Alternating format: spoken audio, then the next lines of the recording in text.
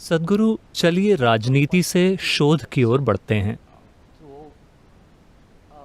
JNU शोध या research के लिए प्रसिद्ध है और इस कैंपस में 8,000 विद्यार्थी हैं, जिसमें 50% से अधिक विद्यार्थी शोध में हैं। नहीं, 5,200 शोध में है। मैंने कुछ शोध किया है।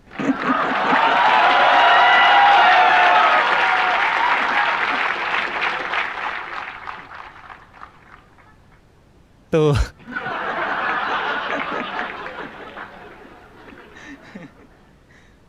ठीक है। अब सद्गुरु, एक सवाल कई सालों से मुझे परेशान कर रहा है, क्योंकि आपने हमें कोई भी सवाल पूछने की आज़ादी दी है। तो सवाल ये है, शोध क्या है, खासकर समाज विज्ञान में?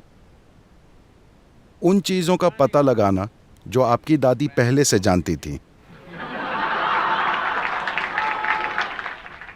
नहीं, मैं शोध को नीचा दिखाने की कोशिश नहीं कर रहा हूं। ढेर सारी चीजें हैं जो हो सकता है कि हमें पता हो, मगर फिर भी उन्हें शब्दों में नहीं रखा गया है। उसे इस तरह प्रस्तुत नहीं किया गया कि उसे लागू किया जा सके। शायद आपकी दादी माँ वो सब कुछ जानती थी जो आप रिसर्च कर रहे हैं, मगर वो उसे शब्दों में रखकर उसकी रूपरेखा नहीं बना सकती थी कि उसे कहीं लागू किया जा सके। वे अपने अनुभव से जानती थीं, मगर उसे कहीं लागू नहीं किया जा सकता था। तो शोध का मकसद है चीज़ों को खोजना, शायद उन्हीं चीज़ों को जिन्हें लोग हमेशा से जानते रहें, खासकर समाज विज्ञान में।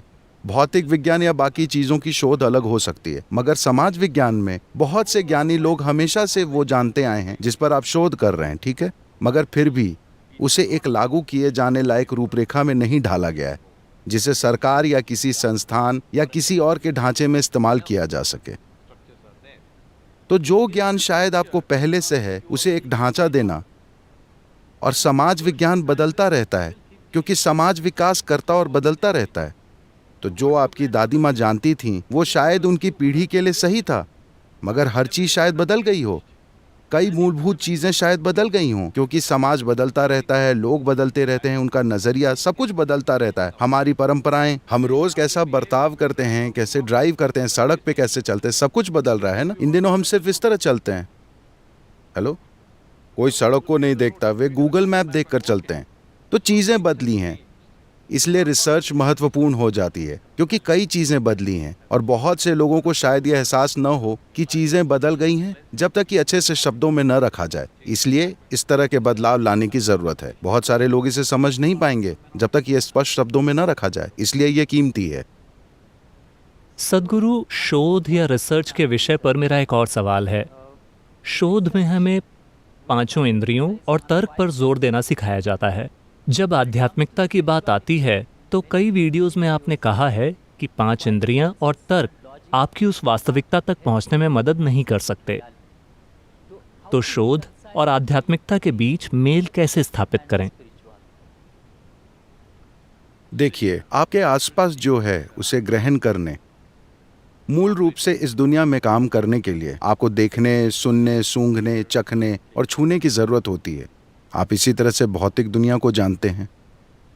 तो जिन उपकरणों का इस्तेमाल आप भौतिक दुनिया के लिए करते हैं, वे जीवन के दूसरे आयाम को देखने या समझने के लिए उपयोगी ना हो।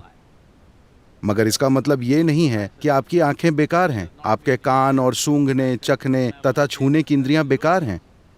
बस वो जीवन के एक क्षेत्र तक सीमित है। अगर आप उसे दूसरे क्षेत्र में इस्तेमाल करें तो ऐसा करना बेकार होगा। यह ऐसा है जैसे आप कार चला रहे हैं, आपने चांद देखा, आप जानते हैं कि कल पूर्णिमा थी। आपने गोल चांद देखा और आपको वहां जाने की इच्छा हुई। कई बार कार के विज्ञापन थोड़े रहस्यमय हो जाते हैं और उन्होंने आपको बता दिया कि अगर आप कार वाकई तेज दौड़ाएं तो आप चांद तक जा सकते हैं। अगर आप बहुत मेहनत करें तो आप चांद से आगे जा सकते हैं, मगर चांद पर नहीं जा सकते, क्योंकि चांद पर जाने के लिए आपको अलग तरह के वाहन की जरूरत है। आप अपनी कार में चांद तक नहीं जा सकते। तो इसी तरह अपनी 5 इंद्रियों से आप भौतिक के दायरे को पार नहीं कर सकते।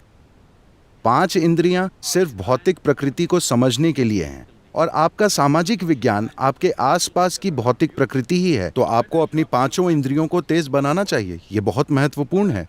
चाहे सभी के पास 20 बाई 20 की दृष्टि हो, पर एक खास परिस्थिति में हर कोई वो नहीं देख पाता जो एक खास व्यक्ति देख सकता है, हाँ या ना?